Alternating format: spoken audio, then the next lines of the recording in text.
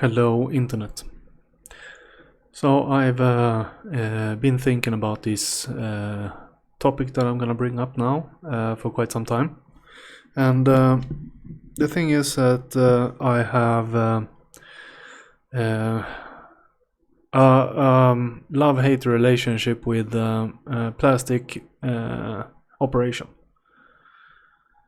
So basically, there are women that you might spot on social media and stuff that are quite attractive, and some of these women has made operations on their noses, maybe the other stuff in their faces, their breasts, their butts, their legs, their tummies, you name it. Now, this is up to them. It's their body and so forth. And if it's in their freedom to do whatever they want, when it comes to operations, plastic operations, it's I guess I have no right to stop them. But there are things to be discussed here, and basically, if you have a lot of plastic surgery and it goes well and you look really good, it's kind of hard to say that the results are bad.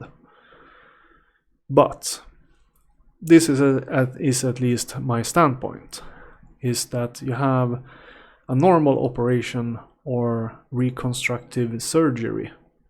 And I think that we should keep to this, for reasons being that it's a risk to operate. Many people don't think about this because they don't think about the risk. They only think about what they want. They want bigger boobs, or they want a better nose or something like this. And there's not the risks are that the results are ugly. You get a hatchet boob job with giant scars all over the boobs, or your nipples looks weird. The nipple yard is totally just looking funky and dead now. I've also seen people who have plastic surgery on their boobs where the nipples disappear. And it's usually when they have like taken off the nipple yard and the nipple and reattached it. So the nipple is barely there. So it's just like a flat surface with a weird looking nipple jar and then just a giant scar. And I don't know. Like it can look hot when they have clothes on. And I'm confused when they take the bra off. Because it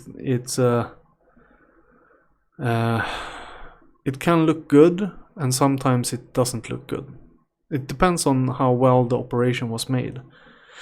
It's because there's different ways to do boob jobs and different types of implants and stuff. So I guess there's a lot of difference that I don't know as a normal person.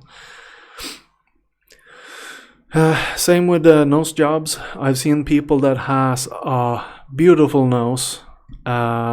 Maybe they already have done nose jobs or whatever, but suddenly they do a nose job and it looks like not very well anymore. So it's like you had a good nose. Why? And I don't know these people personally. It's like online people.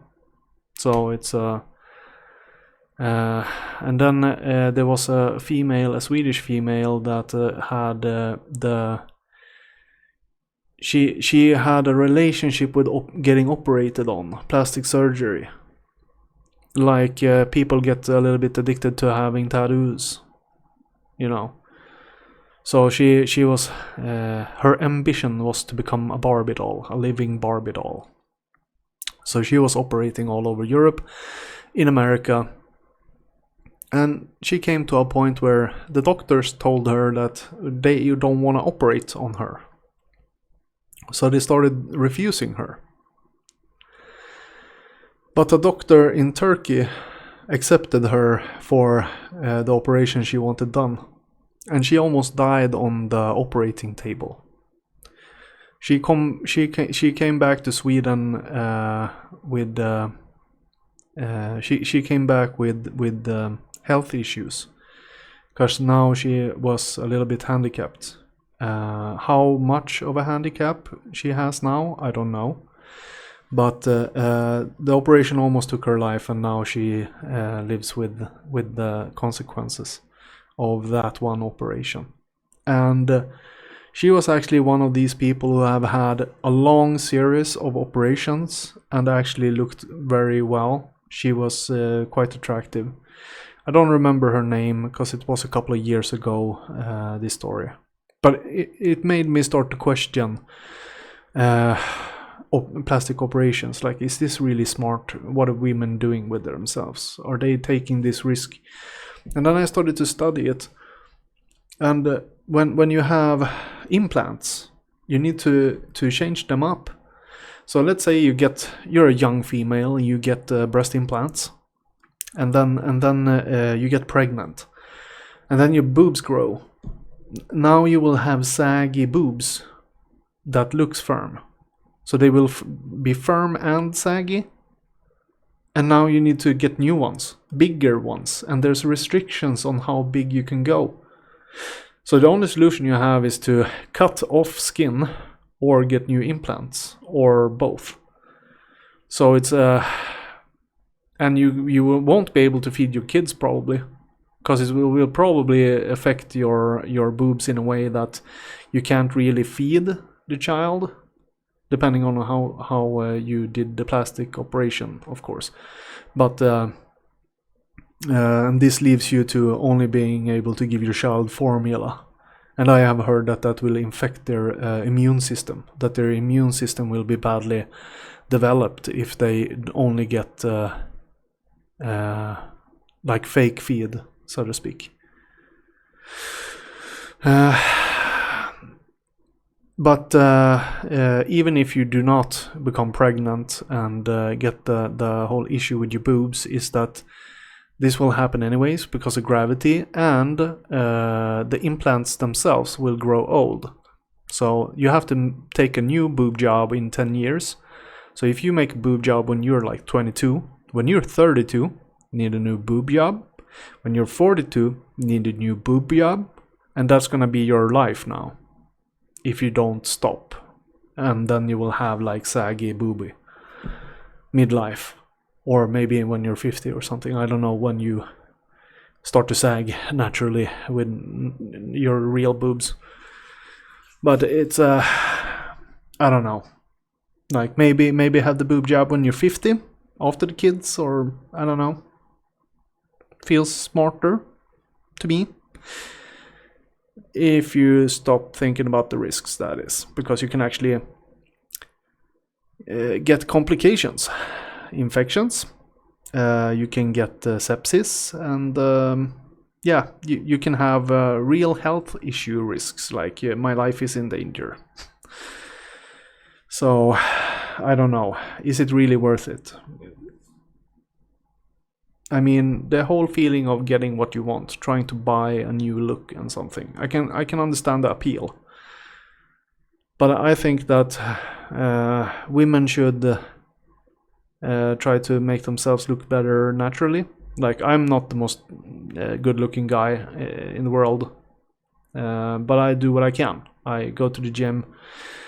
Maybe I don't dress nicely, so to speak, but I try to keep myself in shape.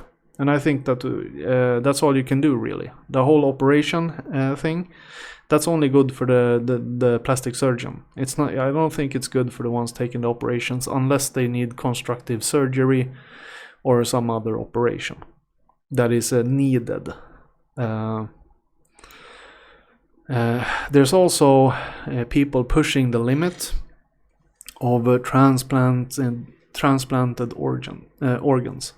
I read the story about a transgender person who wanted a uterus implanted into them because they wanted to become female, so take the females, becoming a female so far that they got their own uterus from someone. And when you have an implanted organ, the body can reject that organ. So if you get a kidney from someone or some other organ, your body you're risking that the body will reject that organ within 6 months. So you're basically living on a hopes that your body won't reject it, and you need to eat medicines for this organ to not be rejected. And if you pass the 6 months, they call you all clear. The problem here is that you need to continuously eat these medications, as I understand it, and your body will sooner or later reject the organ anyways. And that can be from that 6 months to 20 years. So there's no way to know when your body is gonna give a dump on that organ. But when it does, then you need a new organ or you're passing. That's what's happening.